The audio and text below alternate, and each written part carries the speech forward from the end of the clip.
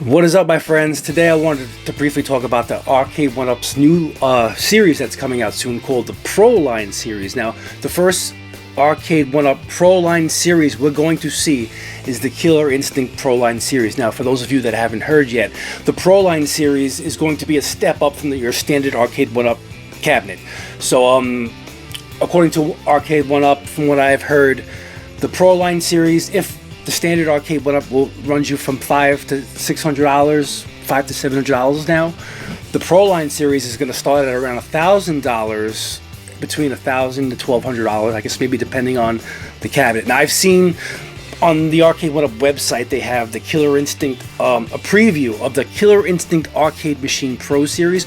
We're going to talk about all of the add-ons that they're going to give you, all the benefits that you'll receive from buying a Pro Line series, and I'm going to share my thoughts along the way.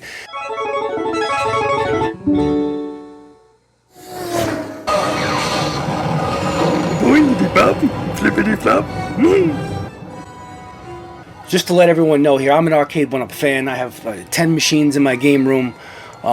Just because you're a fan of a product doesn't mean you can't be critical of a product. Like I'm a fan of Nintendo. You know, I'm critical of Nintendo.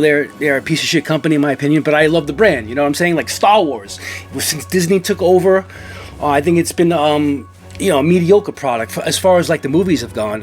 Aside from like Rogue One, I mean they put out some terrible fucking movies. So you know what I'm saying? Like I can love something and still be critical of it. So here we go. So as you can see here, I'm going to show you some screenshots. The Killer Instinct control deck is going to be slightly bigger, so that's kind of cool. You're going to get a little more finger room, you know, on the control deck, which is pretty cool. So now, if the standard Killer Instinct cabinet is going for $699, wait, let me double check there. I don't know, $700, give or take $100. This cabinet in the Pro Line series is going to start at a minimum of $1,000. That's what Arcade1up said, $1,000 to $1,200, right?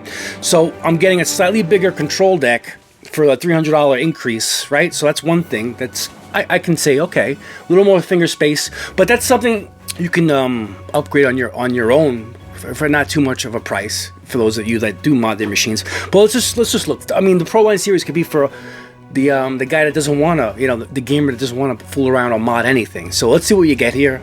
So the features and specs.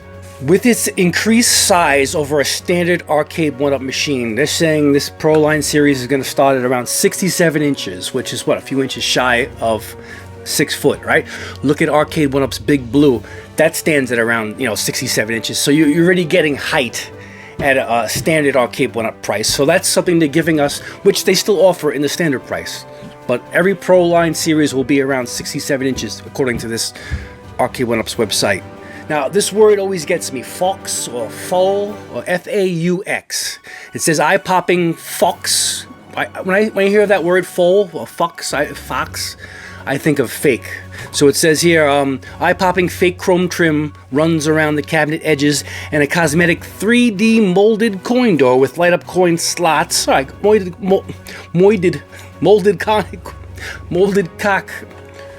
molded coin door slots. Holy shit, tongue-tied there. Go on eBay. I got a 3D printed molded coin door for $15, and you want the light-up ones, you can buy a light-up kit for $10. So for $30, you can add your own adhesive 3D coin print door that lights up as well. I mean, with some minor friggin' maybe drilling to run some lines through the cardboard kick plate. So if you look at my Midway Legacy, I added a coin door. It cost me $20 and 5 minutes of my time. So they're giving you that for the extra $300 for the extra $300 entry price. So far you're getting 2 to 3 more inches of control deck space, maybe a upgraded arcade stick and buttons. All right, yeah. I saw my buttons upgraded into my my Big Blue and my Marvel vs. Capcom. I paid like $1 a button. They're 50 times faster than the standard cheap Arcade1up buttons. It cost me friggin' $5 to upgrade my buttons. Not, I'm exaggerating. $10 to upgrade each side. And you're on YouTube right now. YouTube is a wealth of information. All I had to do is search, and someone would teach me how to do it, which I got help from one of my friends, but it's out there. It's very easy to add buttons So they're going to give you upgraded buttons and arcade sticks for the extra $300 entry-level price. Because, you know, the standard Arcade 1-up is around $600 to $700. The standard new Pro line series is $1,000 to $1,200. So far, for the $300 increase, we've talked about several upgrades here. Now, Wi-Fi, that's standard now, right? You don't have to get you don't have to pay a Pro price to get Wi-Fi. Now, a 19-inch upgraded screen for your extra $300. Now, if I show you my arcade as a larger screen, I think it's a 19-inch screen. Look at it aside from the 17-inch Arcade 1-up screens. That's barely anything noticeable. All you're gonna get at the bottom there are probably black friggin' lines as they try and give you a better aspect ratio. I don't friggin' know, but that's two extra inches of monitor space for your $300 more. So you got the fake metal T-molding on the Pro Line series. Now I got a $500 pinball machine with chrome all over the place for $500. So that to me is not a justifiable price upgrade because they're already offering it in your standard machines. Fake Arcade or Fox Arcade 1-up badge. I don't know what that means. A sticker, a 1-up sticker. I don't know what that means. You get an extra fake badge. What else are they gonna give you here for your extra $400? Now they didn't even come up with the price yet. Like I said, $1,000 to $1,200. So it could be even more. The standard Killer Instinct price is what, $600. This Pro line is gonna be what, $400 or $500 increase. A licensed swivel stool with backrest. I paid I paid $700 for my Big Blue, and I got a stool. So I guess they'll give you another $5 upgrade backrest. I already got, and the stool swivels. I don't know why you need a swivel stool. It's not like you. I think that would be annoying. I think you'd want a fixed seat. The swivel stool is more for like being at a bar when you need to swing around for something. I don't know, but hey, you'll have a swivel stool with a backrest because you need to play your fighting games, you know, lounging back. I don't know. So anyway, you get this extra stool. These are just like throw-ins. I'll get to that in a second. That doesn't justify the price. Oh, I can't wait to finish this video. All right, so you'll get a licensed tin sign to go along with your pro level price. Now, I have a licensed tin that came with my Buck Hunter cabinet, and my Buck Hunter cabinet was $500. So they offered that with me. They offered that to me at a $500 price, not a $1,000 price. Licensed anti-fatigue mat. I don't know, a doormat they're going to give you for your feet. I don't know what that means. Licensed anti-fatigue mat. I don't know. So throw that in there. What's it going to cost? $5 to $10. Clear deck protector. We already get those on our standard Arcade 1-ups. Upgraded speakers and speaker grills. In 2022, premium sound does not cost a lot of money. This should be a standard option in any kind of entertainment equipment. The quality of your audio is a reflection of the quality of your brand.